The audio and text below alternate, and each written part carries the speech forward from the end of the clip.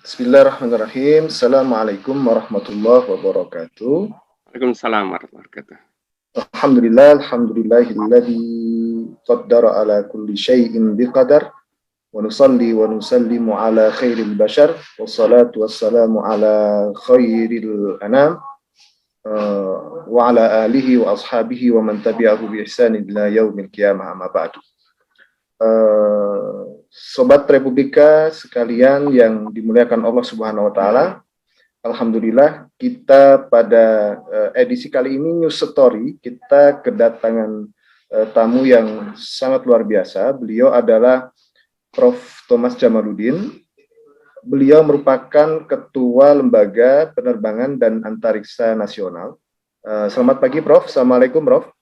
Waalaikumsalam warahmatullahi wabarakatuh. Sehat Prof ya? Alhamdulillah. Ya, kita sebetulnya dulu sudah sering ketemu di Kementerian Agama ini, Prof. Kalau masih ingat dulu, Prof. Ya. Bahkan saya masih nyimpen wawancara kita itu bentuk PDF dan Prof. simpen di di WordPress-nya Profesor Thomas itu masih ada itu kan? Ada. Wartawan Republika kita gitu. Jadi saya ini sebetulnya murid lama, Prof. Ya, murid lama yang menghilang. Ya baik, jadi kita ada semacam program namanya News Story. Selamat datang sobat-sobat Republika sekalian. Kita akan belajar bersama dan mendapatkan informasi terkait dengan tentu kita disuguhkan atau kita akan menghadapi ritus ataupun ritual-ritual keagamaan yang itu sangat lekat dengan sistem kalender, baik itu pun Hijriah ataupun sistem kalender Syamsiah, Masehi dalam hal ini. Maka kemudian ritus-ritus ataupun ritual itu sangat berkaitan dengan penetapan awal dan bulan Ramadan. Setidaknya ada dua. Yang pertama adalah Ramadan, awal Ramadan, dan kemudian adalah pelaksanaan haji di Zulhijjah. Biasanya penentuannya lebih kepada mendekati pada 1 Zulhijjah. Nah, begitu juga pada Ramadan ini, maka kita sudah melakukan sidang isbat untuk menetapkan awal dan akhir bulan yang terkait dengan ritual atau yang terkait dengan ibadah-ibadah mahdhah seperti yang kita lakukan puasa ataupun haji di bulan Zulhijjah. Baik sobat dan sobat Republika sekalian, maka berangkat dari ini kita tentu kerap sekali kemudian mendapatkan pertanyaan, kenapa harus ditentukan melalui ru'yat, baik itu ru'yat dengan melakukan hisab hakiki ataupun dengan ru'yat bil fi'li. Ru'yat bil fi'li ini adalah pengamatan secara visual terkait dengan kemunculan hilal ataupun bulan baru. Nah, sebetulnya apa sih yang dimaksud dengan hilal? Apa yang dimaksud dengan wujudul hilal? Munculnya bulan baru yang kemudian menjadi trigger ataupun menjadi dasar penting dalam dimulainya ataupun berawalnya sebuah ritual. Dalam hal ini adalah puasa Ramadan kita. Baik, untuk mempersingkat waktu, kita persilahkan Prof. Thomas Jamaluddin untuk berbagi kepada kita terkait hal ihwal yang berkenaan dengan apa yang ada di balik isbat, apa yang ada di balik penetapan awal bulan Ramadan kali ini. Silakan Prof. Thomas Jamaluddin. Baik, terima kasih. Jadi menjelang Ramadan biasanya kita diingatkan lagi bahwa kita mempunyai masalah terkait dengan penetapan kalender Islam, karena bagaimanapun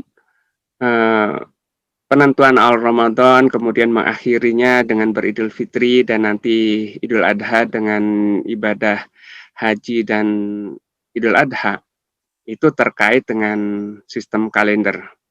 Walaupun kita tahu bahwa di umat ini ada pendapat yang berbeda terkait dengan hisab dan ru'yat. Tapi sesungguhnya itu bukan menjadi sebab terjadinya perbedaan.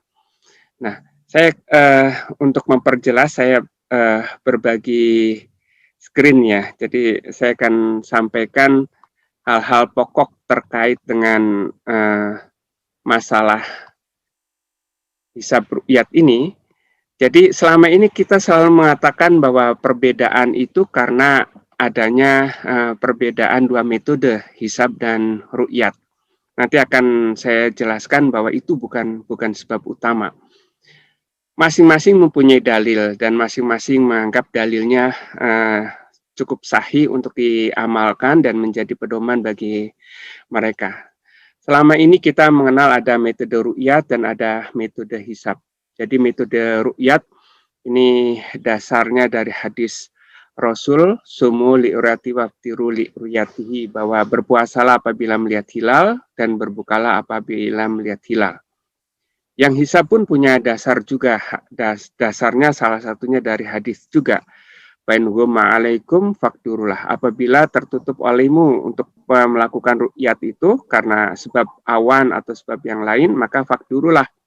Nah, fakturulah ini bisa dimaknai, diperakirakan dengan mengistikmalkan atau menggenapkan bulan berjalan. Kalau Sya'ban jadi 30 hari, kalau Ramadan jadi 30 hari. Tetapi fakturulah juga bisa dimaknai, diperkirakan dengan ilmu hisab ketika ilmu hisab itu sudah berkembang. Tapi sedikit saya mengambil dasar semuanya dari ini. Kalau di dalam Al-Quran surat Al-Baqarah ayat 185 dikatakan di situ, faman syahida minkumus syahra falyasumhu. Barang siapa yang menjumpai Ramadan, jadi syahida di situ bukan berarti dalam menyaksikan bulannya, tetapi menyaksikan datangnya bulan Ramadan, atau bisa juga dimaknai menjumpai. Menjumpai Ramadan, maka berpuasalah. Nah, lalu Ramadan seperti apa sih, ciri awal Ramadannya seperti apa? Di dalam Al-Baqarah 189, walaupun tidak secara langsung menjelaskan itu, tapi menjadi satu rangkaian, itu disebutkan yas'alunaka 'anil ahilah qul hiya mawaqitu linnasi wal hajj. Mereka bertanya tentang hilal. Katakan hilal itu untuk mawaqit, untuk penentuan waktu dan untuk penentuan ibadah haji. Jadi dari sini sudah ada kata kuncinya, bahwa untuk menentukan Ramadan atau syahida syahr tersebut, jadi menyaksikan datangnya bulan syahr ya, atau menjumpai datangnya bulan Ramadan, maka gunakan hilal. Jadi itu kata kuncinya. Mengapa hilal yang digunakan, bukan purnama saja yang jelas-jelas kelihatan jelas, sedangkan hilal itu sangat sulit untuk dilihat. Nah, ini perlu saya jelaskan secara astronomis bahwa hilal itu adalah memang penanda bahwa siklus bulanan. Jadi kalau kita lihat fase-fase bulan itu mulai dari bulan sabit, kemudian bulan setengah, kemudian menjadi purnama, kemudian balik lagi menjadi setengah lingkaran lagi, dan akhirnya menjadi bulan sabit tua yang dalam surat Yasin disebut kal urujunil qadim, seperti pelepah kurma yang kering. Itu satu siklus. Nah, siklus itu yang kar urujunil qadim tadi bagai pelepah kurma yang kering, itu adalah bulan sabit akhir bulan. Itu adanya di ufuk timur menjelang matahari terbit. Nah, setelah kita melihat bulan akhir bulan atau katakan bulan tua, itu besoknya itu kita tidak akan melihat apapun. Pagi hari tidak bisa melihat bulan sabit, kemudian pada sudah maghrib juga tidak melihat bulan sabit. Itu disebut bulan mati. Kemudian baru berikutnya lagi kita akan melihat bulan sabit di ufuk timur, di ufuk barat. Itulah penanda mulainya siklus bulan yang baru. Jadi hilal ini memang dijadikan sebagai penentu siklus itu karena tanda-tandanya jelas. Mulai dilihat dari bulan tua pada menjelang matahari terbit, kemudian ada bulan mati, kemudian baru kita melihat hilal di ufuk barat. Jadi itu yang menjadi dasar sebetulnya secara empirik mengapa Rasul mengajarkan sumu li'riyati waftiru li'riyati. Berpuasalah apabila melihat hilal dan berbukalah yaitu beridul fitri apabila melihat hilal. Dan dalam surat Al-Baqarah tadi itu juga disebutkan untuk penentuan haji, artinya untuk awal Zulhijjah juga sama yang menggunakan hilal tersebut. Nah, jadi ini yang menjadi dasar. Kemudian tentang hisab. Hisab jangan dikira pada zaman Rasul itu tidak ada ilmu hisab. Jangan mengatakan bahwa Rasul tidak mengetahui ilmu hisab. Ilmu hisabnya sudah ada, tetapi masih sederhana sekali. Kita baca hadis Rasul yang mengatakan kami ini umat yang ummi, yang tidak bisa membaca dan menghitung. Tapi Rasul kemudian memberikan isyarat, bulan itu sekian dan memberikan isyarat jari, yaitu 29 atau 30 hari. Itulah ilmu hisab pada waktu itu. Ilmu hisab yang sudah diketahui masih sederhana sekali. Apa buktinya bahwa itu ilmu hisab yang sudah diketahui pada zaman itu? Ketika Khalifah Umar mulai menetapkan kalender Hijriah, kalender itu kan atas dasar hisab, ya, bukan atas dasar ru'yat. Nah, hisab yang digunakan adalah hisab urfi, yaitu hisab periodik. Jadi Muharram itu bulan-bulan ganjil itu selalu 30, kemudian bulan genap itu selalu 29. Jadi 30, 29, 30, 29 itu adalah hisab urfi. Hisab yang pertama kali dikenal oleh umat Islam dan itu hisab yang paling sederhana. Rasul sudah mengajarkan itu bahwa Ramadan dan bulan-bulan Qamariyah itu tidak mungkin kurang dari 29 dan tidak mungkin lebih dari 30. Oleh karenanya, ketika terjadi keraguan apakah ini sudah masuk bulan atau belum, Bainuguma alaikum, apabila tertutup oleh awan sehingga tidak bisa meru'yat, maka trik yang disebutkan oleh Rasulullah untuk meyakinkan, Fakmilu iddata salasin, genapkan bulan yang berjalan tersebut, itu 30 hari. Itu artinya Rasul sudah mengetahui ilmu hisab. Dan ketika dalam keraguan, maka genapkan 30 hari. Itu pasti besoknya sudah awal bulan lagi. Nah, jadi ru'yat dan hisab itu sesungguhnya pada zaman Rasul juga sudah diterapkan. Hanya saja memang karena ilmu hisabnya belum berkembang, ya ilmu hisab yang sederhana sekali. Yang kita kenal sekarang ini sebagai hisab urfi. Nah, lalu konsekuensinya apa? Dari katakan dua metode yang sekarang digunakan oleh umat. Pertama dari ru'yat. Ru'yat itu pasti harus ada verifikasinya. Tidak begitu saja ketika ada yang meru'yat kemudian langsung diumumkan, tidak. Rasul mengajarkan dalam sebuah hadis dikatakan ketika ada seorang badui, ini seorang Arab gunung yang mengaku melihat hilal, kemudian menemui Rasulullah. Rasul ini kemudian memverifikasi dulu terkait sebetulnya kualitas dari ru'yatnya ini. Ditanya apakah Anda meyakini tidak ada Tuhan selain Allah? Iya. Apakah Anda meyakini bahwa Muhammad adalah Rasulullah? Iya. Artinya dari segi kualitas ru'yatnya ini sudah diyakini bahwa dia adalah seorang mukmin. Sehingga kesaksiannya ini bisa dipercaya. Maka kemudian kesaksiannya diterima oleh Rasul dan kemudian umumkan besok mulai puasa. Jadi itu yang disebut sebagai isbat.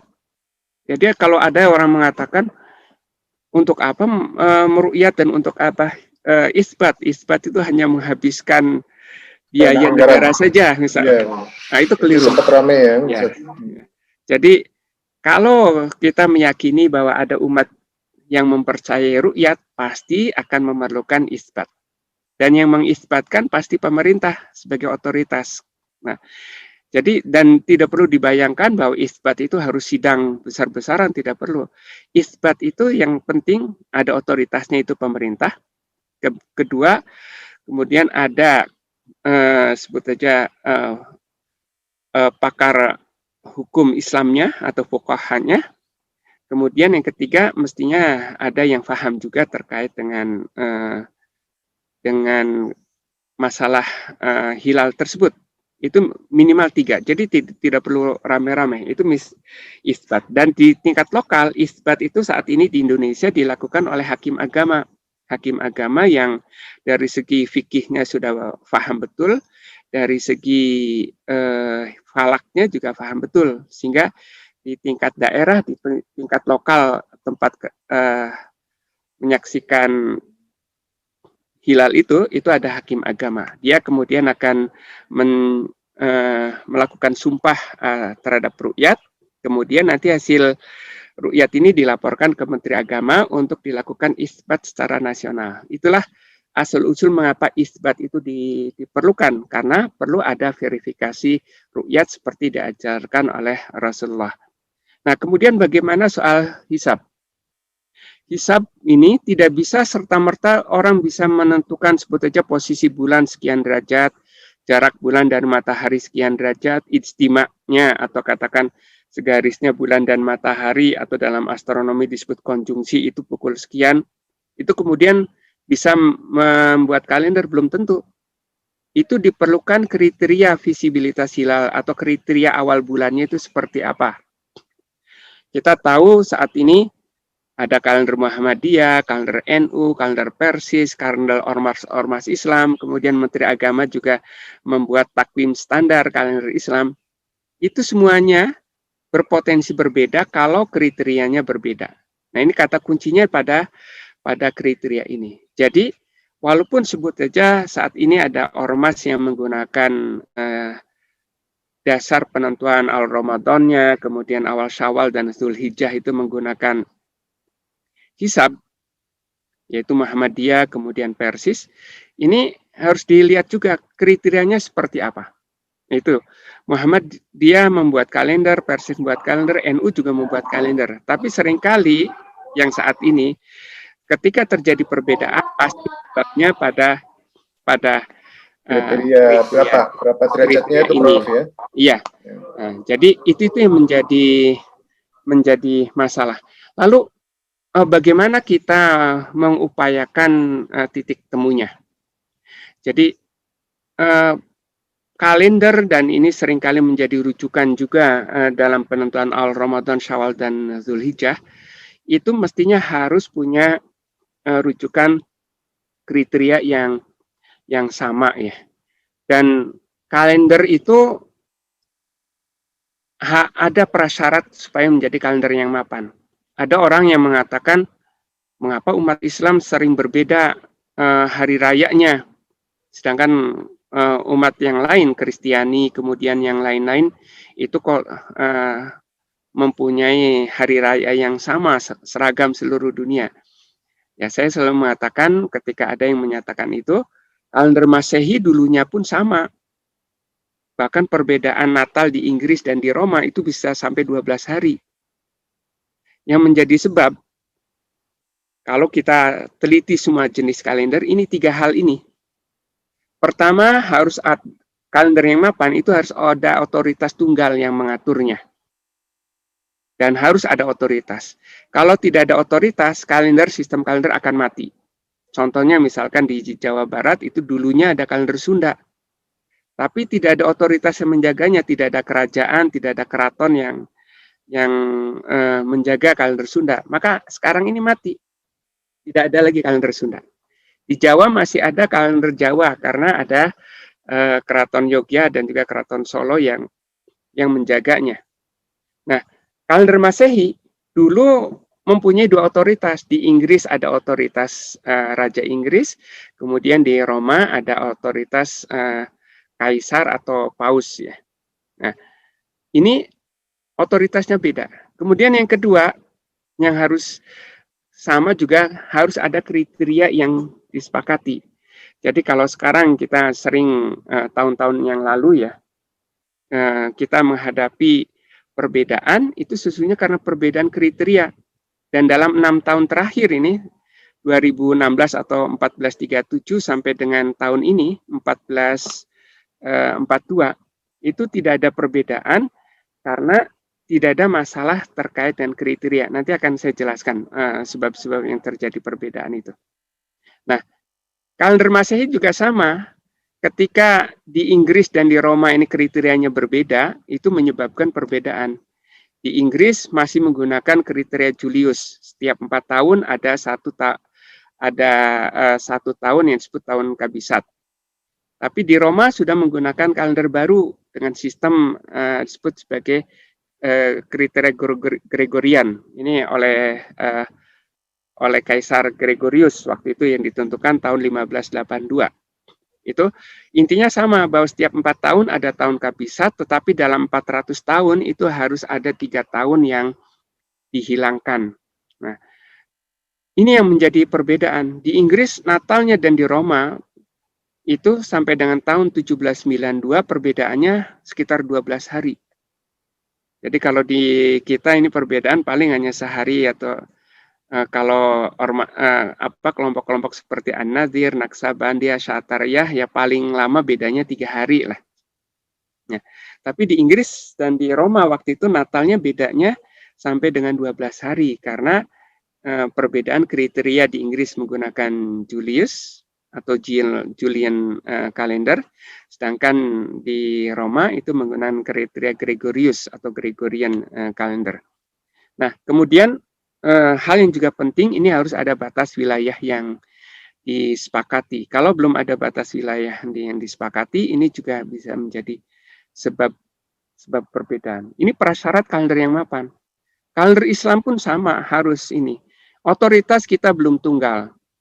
Di tingkat nasional saja kita ada otoritas pemerintah yang menetapkan isbat secara nasional.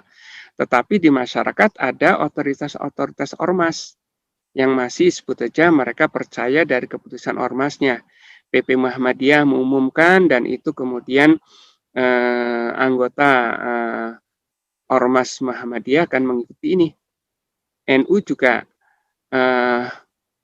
mengumumkan juga dan pernah terjadi juga sejarahnya ada NU Jawa Timur yang berbeda dengan PBNU misalkan tahun 1998. Nah, di tingkat global malah lebih rumit lagi. Ormas hanya ada di Indonesia, di negara-negara lain itu yang menentukan adalah pemerintah. Di Malaysia, di Brunei, di Arab Saudi, di Mesir itu pemerintah sebagai otoritas tunggalnya, tetapi antar negaranya ini beda-beda. Jadi bisa jadi Indonesia dan Malaysia juga pernah mengalami perbedaan walaupun sama-sama menggunakan kriteria yang asalnya sama, itu disebut sebagai kriteria MABIMS, tetapi pernah terjadi itu keputusannya berbeda karena ada detail dari rumusan tersebut yang dalam implementasinya berbeda. Bukan hanya ketinggian 2 derajat, tetapi umur dan juga elongasi atau jarak bulan matahari ini menjadi ukuran. Nah, ini yang menjadi sebab perbedaan. Nah, kita lihat yang upaya yang sudah dilakukan. Sekarang ini setelah sebut aja dalam 6 tahun kita menghadapi tidak ada perbedaan, itu bukan karena ormas-ormas Islam sudah sepakat untuk bersatu, tetapi karena posisi bulan itu bukan berada pada posisi yang kritis di antara 2 kriteria yang digunakan oleh ormas-ormas Islam, khususnya 2 ormas besar Muhammadiyah dan NU. Muhammadiyah itu menggunakan kriteria wujudul hilal atau posisi bulan di atas ufuk yang secara teoritis ini ketika bulan itu lebih lambat terbenamnya daripada matahari walaupun bedanya hanya 1 menit. Kemudian sebelum maghrib itu sudah terjadi ijtima atau terjadi konjungsi. Sedangkan NU itu menggunakan kriteria tinggi minimal 2 derajat. Dan kalau menggunakan kriteria MABIMS itu mestinya ditambah juga umur bulan itu lebih dari 8 jam atau elongasi jarak bulan dan matahari lebih dari 3 derajat.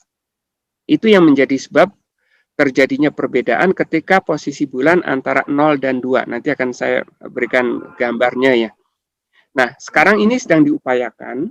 Tahun 2004 sesungguhnya ada fatwa Majelis Ulama yang di dalamnya itu ada rekomendasi untuk dibuatnya satu kriteria yang bisa menjadi pedoman bersama. Tapi sampai dengan saat ini rekomendasi Majelis Ulama itu belum terlaksana. Tapi tahun 2017 Kementerian Agama mengadakan seminar internasional yang dihadiri juga perwakilan-perwakilan negara-negara Islam. Waktu itu hadir dari Malaysia, dari Brunei, dari Singapura, kemudian dari Yordan.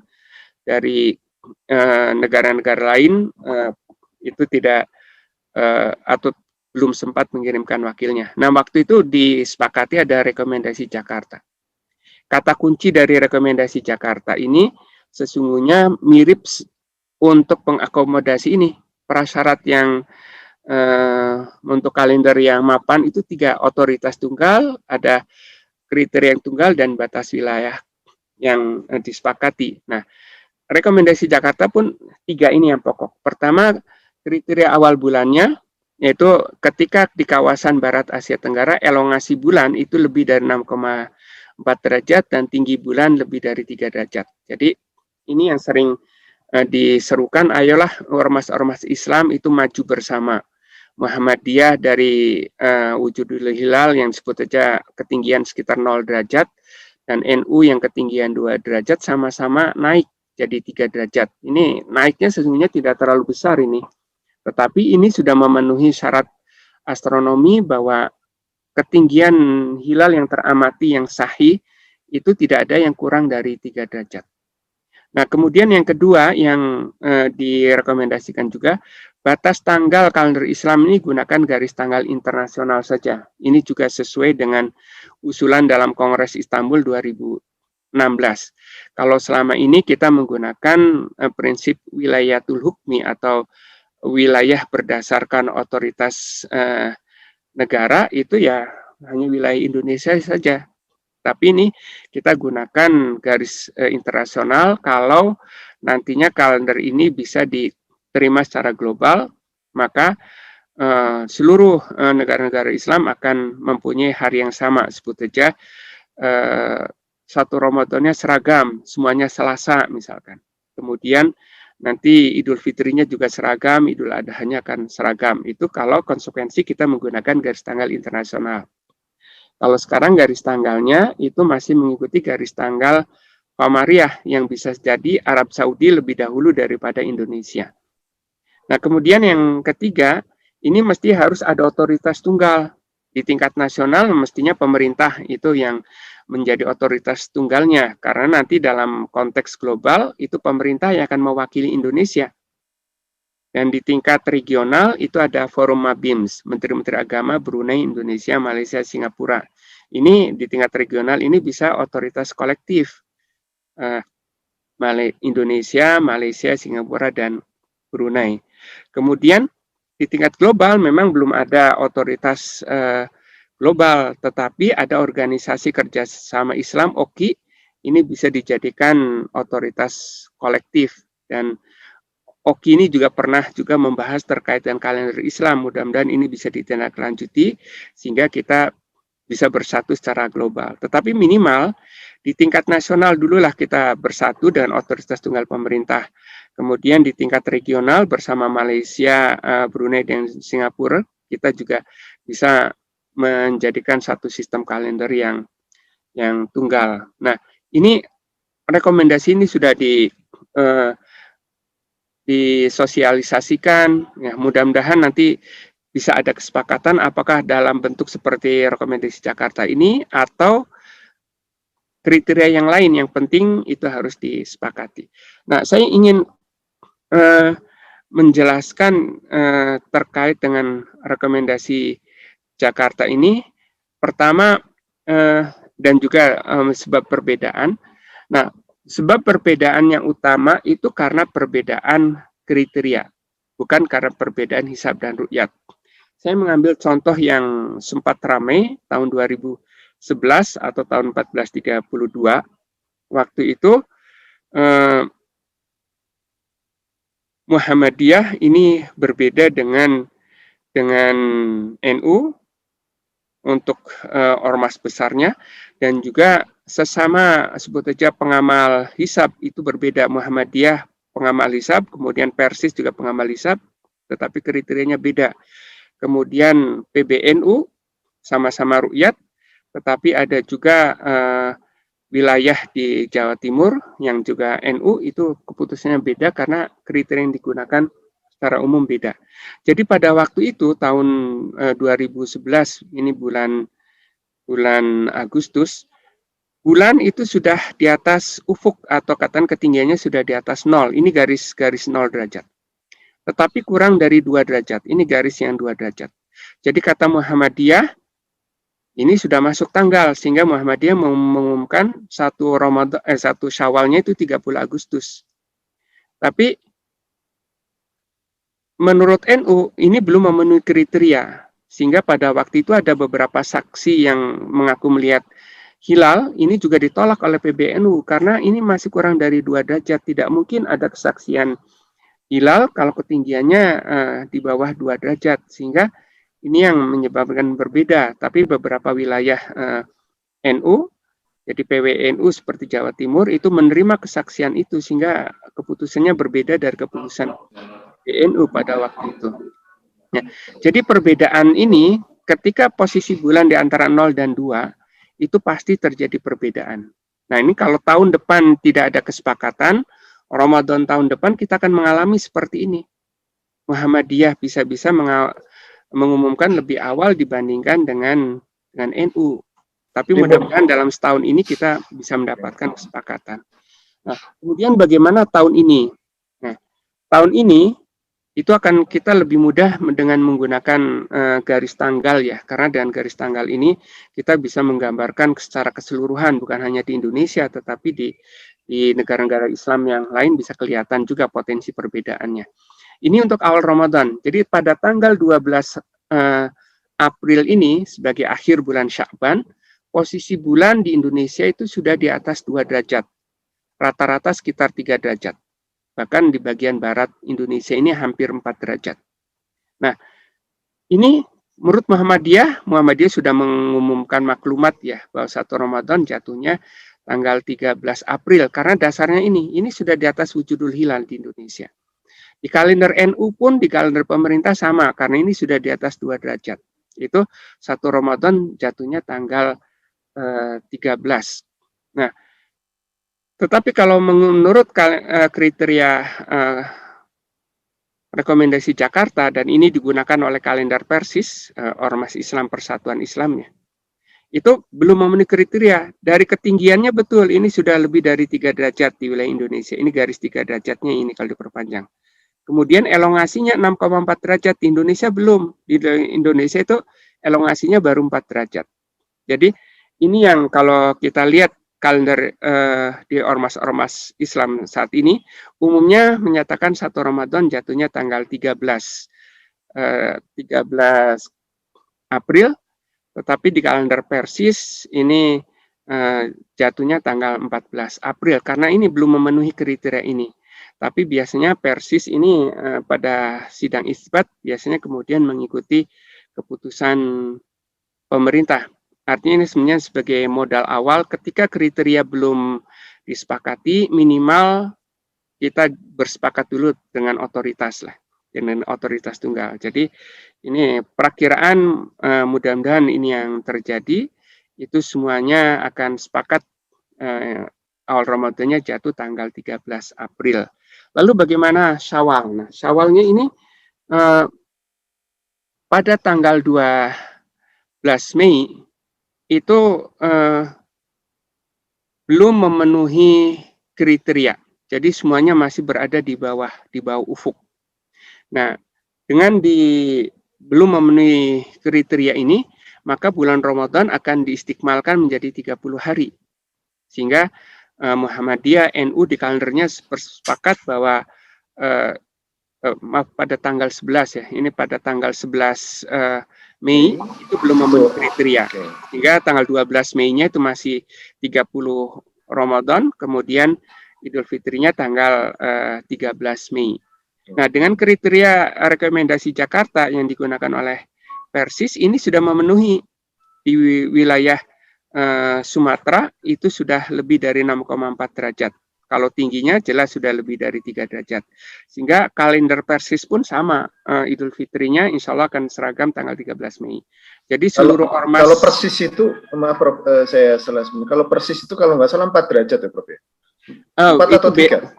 Beda tinggi 4 derajat. Beda 4 sama derajat, ya, sama dengan tingginya 3 derajat. Jadi itu sama dengan kriteria menurut rekomendasi Jakarta. Jadi beda tinggi 4 derajat atau tinggi 3 derajat dengan elongasi 6,4 derajat. Nah, kemudian satu lagi nih, Syawal, Zulhijjah. Ini juga untuk melihat kemungkinan apakah di Indonesia dengan di Arab Saudi akan seragam. Ada perbedaan 10 Zulhijjah atau Idul Adha, Prof ya? Ya, ini kalau dilihat dari kriteria ini di Indonesia sudah wujudul hilal. Ini garis wujudul hilal. Kemudian menurut NU juga ini sudah memenuhi kriteria 2 derajat. Nah, insya Allah ini juga akan seragam. Kemudian kalau memang dari segi yang Persis ini belum memenuhi kriteria. Nah, ini juga ada potensi kalau misalkan di Arab Saudi. Ini kemungkinan Arab Saudi akan seragam ya. Tapi kalau akan menggunakan kriteria yang dengan ini akan berbeda ya. Jadi artinya ini, tapi biasanya Persis lagi-lagi ini biasanya akan mengikut pada otoritasnya. Jadi pada sidang isbat. Jadi ini insya Allah 1 Zulhijjahnya akan seragam 11 Juli. Berarti Idul Adha-nya itu ditambah 9 ya, 20 Juli. Jadi insya Allah itulah gambaran terkait dengan permasalahan awal Ramadan, Syawal dan Zulhijjah, kemudian juga upaya yang sudah dilakukan pemerintah untuk mencari titik temulah antar ormas-ormas Islam untuk bisa nantinya membuat kalender yang sama dan tentu menentukan Al Ramadan, Syawal dan Zulhijjah diharapkan juga bisa seragam. Ya. Baik, terima kasih Prof. Jamaluddin. Ini sangat komprehensif sekali paparan yang disampaikan beliau. Setidaknya memberikan gambaran terkait dengan pemetaan mengapa kemudian perbedaan penetapan awal Ramadan ataupun akhir Ramadan dan awal Zulhijjah itu seringkali kemudian menjadi persoalan. Nah, saya teringat sekali dengan sebuah anekdot, Prof. Anekdot yang disampaikan oleh Yusuf Kalla. Jadi ini seringkali gitu, Prof.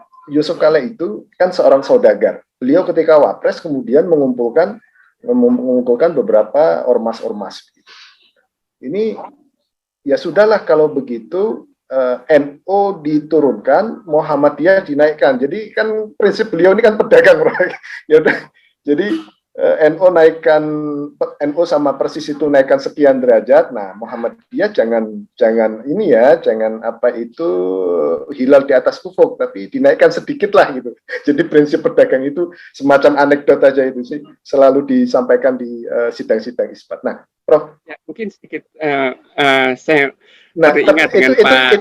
Itu lucu, Prof. Tapi mungkin nggak, Prof, gitu kayak ada semacam begitu. Jadi ya ini memang tahun 2007 itu kejadiannya ya. Iya, 2007 jadi, ya. Tahun 2004 itu kan ada fatwa Majelis Ulama untuk bisa merumuskan kriteria yang dijadikan pedoman bersama. Betul. Kemudian Pak Yusuf Kalla tahun 2007 itu sebagai wapres pada waktu itu menghadapi potensi perbedaan tahun 2007 itu kemudian mengundang 2 ormas besar ini NU dan Muhammadiyah. Waktu itu sebelum Ramadan, saya masih ingat sebelum Ramadan diundang 2 ormas ini main sepak bola. Nah, saya pikir untuk apa ini wapres mengundang main sepak bola? Ternyata di situ skornya diatur. Skornya diatur, akhirnya imbang dari pertandingan tersebut. Kemudian Pak Yusuf Kalla memberikan contoh, main sepak bola saja bisa diatur skornya, mengapa kriteria tidak bisa diatur? Tidak bisa diatur skornya. Dan sebetulnya sebagai saudagar, sebagai pedagang ya kan diturunkan gitu. Polanya pola tawar-menawar gitu. Tawar-menawar. Muhammadiyahnya 0, NU-nya 2, mengapa tidak kompromi saja pada sedikit. 1 derajat. Tapi prinsipnya begini. Jadi pada waktu kemudian bulan Ramadan, itu kemudian pimpinan dua ormas ini diundang oleh Pak Wapres.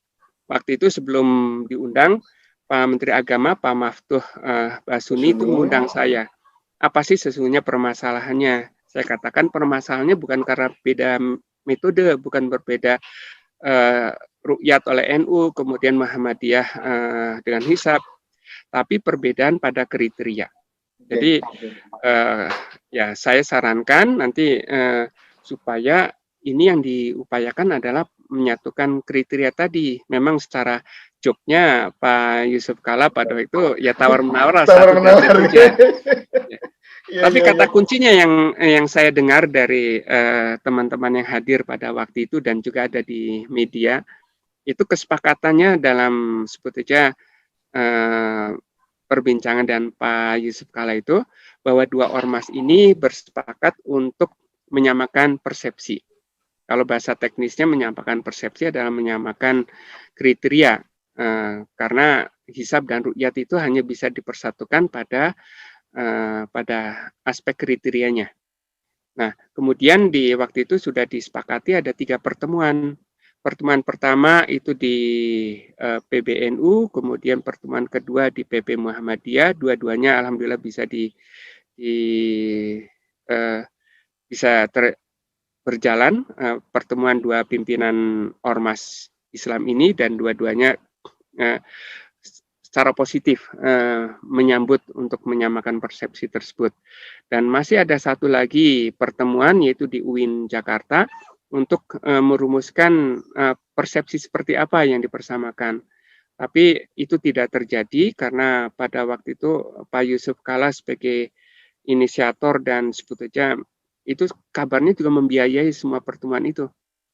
Dari pribadi Pak Yusuf Kalla itu tidak terjadi karena memang waktu itu Pak Yusuf Kalla sudah keburu sibuk untuk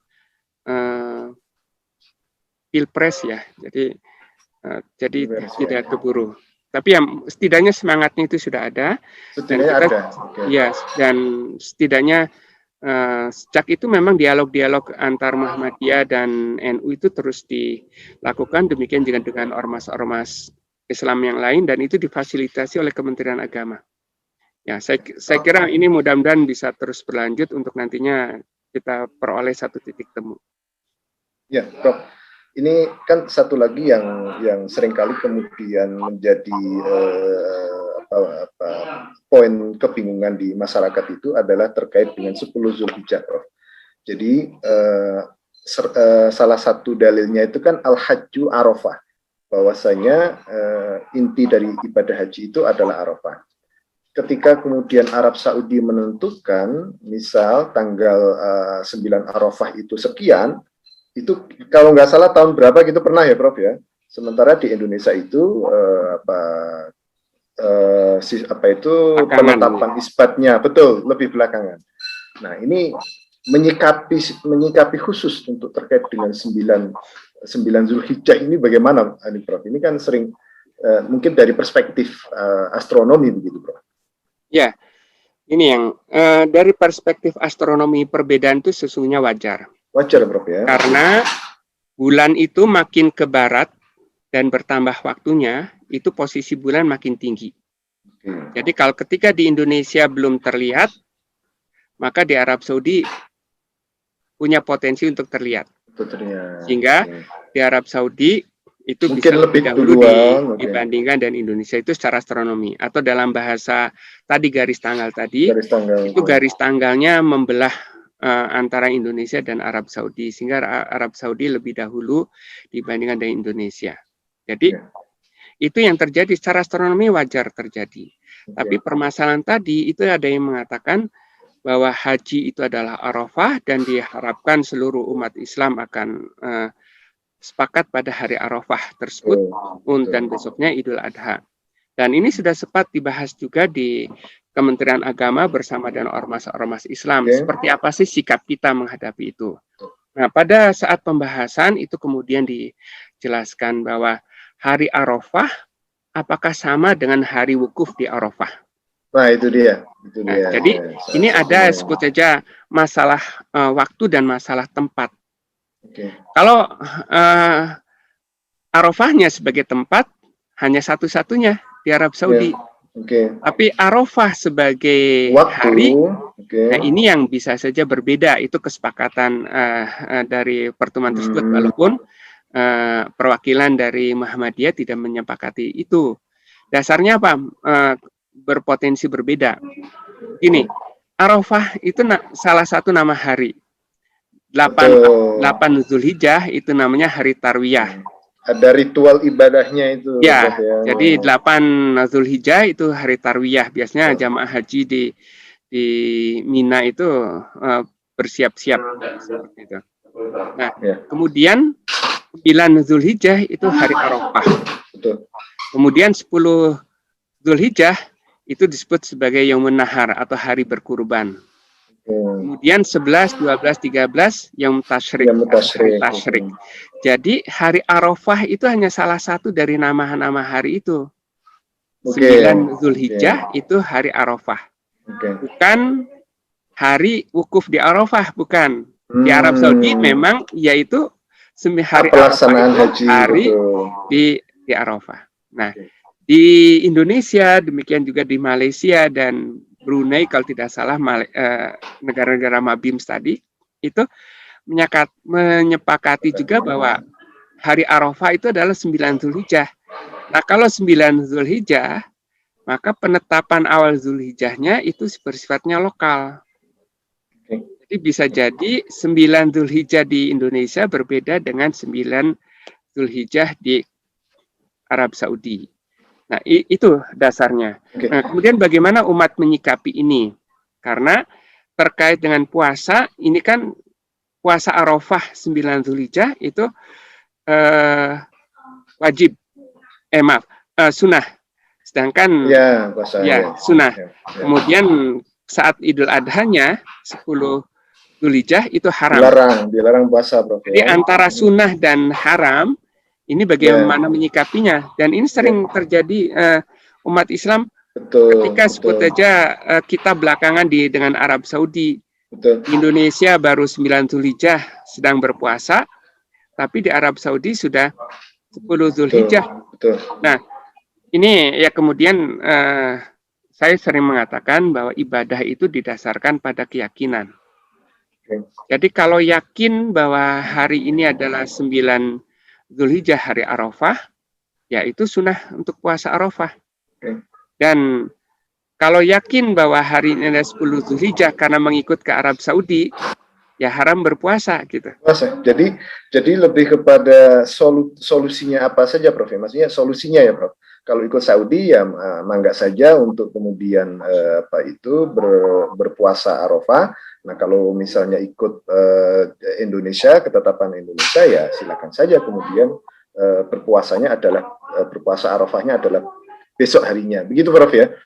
Iya, nah itu. Dan saya pernah mendengar juga ini dari teman saya dari Dewan Dakwah ya. Itu ada ulama Arab Saudi juga ketika dimintai pendapatnya terkait dengan penentuan Ramadan ini, itu ada ulama Arab, bukan dari Dewan Dakwah, saya dengar dari sumber yang lain, itu pernah menyarankan bahwa ikuti saja keputusan secara nasional karena itu yang lebih baik seperti itu. Jadi walaupun itu berbeda dengan Arab Saudi, tetapi di Indonesia mungkin juga di Malaysia itu hari berikutnya, maka ikuti itu. Jadi prinsipnya ini yang harus dipegang. Ibadah itu didasarkan pada keyakinan. Jadi kalau kita yakin itu masih 9 Zulhijjah, ya puasa Arafah. Kalau yakin bahwa itu sudah 10 Zulhijjah karena mengikuti Arab Saudi, ya tidak boleh puasa Arafah, karena itu pada saat Idul Adha itu haram berpuasa. Jadi ya solusinya bagi umat ya ikuti yang diyakini, Ya, tidak perlu kemudian saling menyalahkan, saling menyalahkan. saling menyalahkan begitu, Prof ya. Nah, ya, itu tadi terkait dengan saya masih itu tadi, masih apakah kemudian mungkin, Prof, yang selama ini menjadi titik perdebatan itu kan terkait dengan derajat, berapa derajat. Kalau dalam pandangan Prof Thomas ini mungkin nggak gitu apa itu muncul kompromi pada seperti yang anekdot tadi gitu, Prof. Ya sudah, kalau begitu kita sepakat di 1 derajat gitu. Nah, ini misalnya begitu, Prof gitu. Nah, mungkin nggak kalau dikaitkan terkait dengan ibadah, memang ya itu tadi kayaknya susah gampang gitu ya, Prof. Ya, jadi begini, ini sekarang kita menyaksikan bahwa ormas-ormas Islam saat ini sudah lebih cair ya. Ya, lebih cair dibandingkan ya. dengan sebut saja ketika sekitar 2011 yang waktu itu penentuan Idul Fitrinya juga cukup hangat. Cukup hangat, betul. Dan itu sempat ramai juga, Prof ya. Iya, saat ini dialog-dialog sudah mulai makin lancar dan alhamdulillah, Prof ya. Tanda-tanda untuk sebut saja mencapai titik temu itu ada. Sebut saja dari NU ya. Dari NU saat ini sudah sering kita dengar waktu itu Ketua Lajna Falakiyah NU itu Kiai Ghazali Masruri almarhum itu pernah mengatakan bahwa NU itu harus mulai menggunakan ruqyat yang berkualitas. Artinya ruqyat yang berkualitas ya mestinya harus ada pedoman-pedoman. Nah, secara astronomi mestinya kriteria itu menjadi dasar supaya tidak ada lagi ruqyat yang kemudian ditolak. Karena misalkan 1 derajat kok ada orang yang menyaksikan misalkan. Nah itu menurut saya ini menjadi cara untuk mencapai titik temu bahwa ya mestinya ruqyatnya juga harus berkualitas. Kemudian dari Muhammadiyah ini juga sudah ada dialog-dialog internal yang mengarah untuk mengubah kriteria wujudul hilal. Pada saat Muktamar Muhammadiyah di Ujung Pandang di Makassar, pada waktu itu 2015 mengusulkan supaya menggunakan kalender global. Nah, artinya itu sudah akan mengubah dari wujudul hilal menjadi kalender global. Nah, kalender global yang saat ini disebut saja dirujuk dan ingin diadopsi itu ada kalender Turki atau Turki, Prof ya. Istanbul ya. Kriterianya tinggi minimal 5 derajat, elongasi tambah tinggi dong, Prof. Lebih tinggi, ya, lebih tinggi. Kemudian elongasinya 8 derajat. Dan itu kalau itu terjadi di seluruh dunia, di manapun di dunia ini, sebelum fajar di Selandia Baru itu dianggap sebagai awal bulan. Nah, tapi ini juga saya sempat sampaikan juga pandangan juga bahwa kereta Istanbul ini bisa terjadi sudah masuk awal bulan, tetapi di Indonesia itu belum wujud. Nah, ini malah menjadi masalah, Prof ya. Menjadi masalah.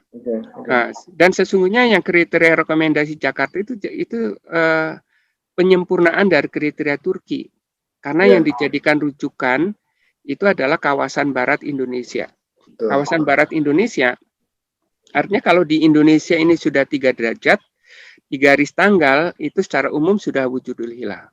Artinya seluruh dunia itu secara umum sudah wujud. Dan tentu di Turkinya itu akan memenuhi kriteria 5 derajat juga. Jadi sebetulnya kalau penentuan upaya-upaya itu sudah dilakukan secara global, Prof ya.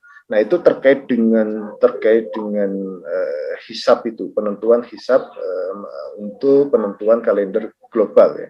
Nah, kalau Prof waktu itu sempat singgung terkait dengan kemungkinan ruqyat global. Ruqyat global ini mungkin nggak, Prof? Misalnya di Arab Saudi sudah melihat, maka ya sudah yang Arab Saudi ini berlaku untuk semua begitu. Mungkin nggak, Prof, untuk ruqyat global ini?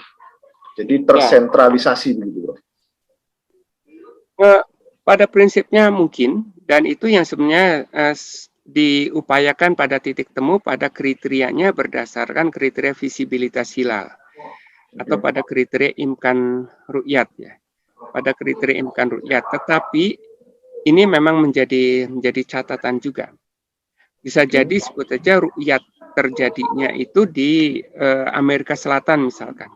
Nah, di Indonesia itu bisa jadi ini belum memenuhi kriteria, tetapi potensi kemungkinan untuk bisa seragam antara hisab dan ru'yatnya ru'yat global, kemudian hisabnya juga menggunakan hisab global, artinya dengan batas tanggal garis tanggal internasional, itu bisa terjadi kalau kriterianya adalah kriteria imkan ru'yat atau kriteria visibilitas hilal. Nah, ini dimungkinkan.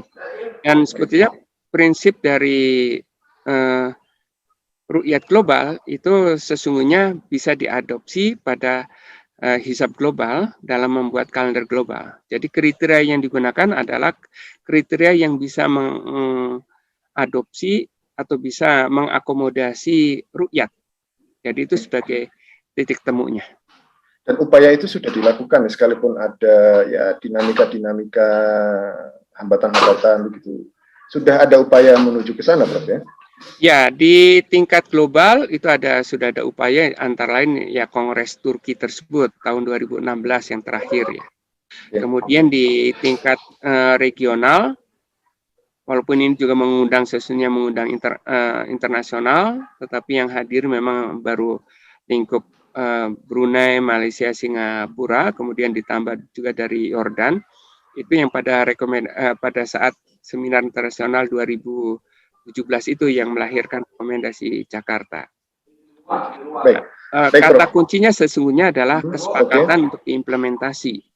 Nah, ya itu yang susah itu. Ya, ini yang tapi potensi yang rekomendasi Jakarta itu setidaknya ini sudah ada komitmen dari Brunei, Malaysia dan Singapura yang waktu itu ditegaskan lagi dalam pertemuan Mabims tahun 2019 itu untuk mengimplementasikan kriteria tinggi minimal 3 derajat, elongasi 6,4 derajat sesuai rekomendasi Jakarta itu di tingkat regional, dan Malaysia kabarnya itu sudah akan menerapkan. Nah, tinggal Indonesia mudah-mudahan juga bisa menerapkan. Oke. Baik, Prof. Sebetulnya kita ingin berlama-lama lagi dengan Profesor dan menimba ilmu yang sangat luar biasa dan menambah wawasan kita semua.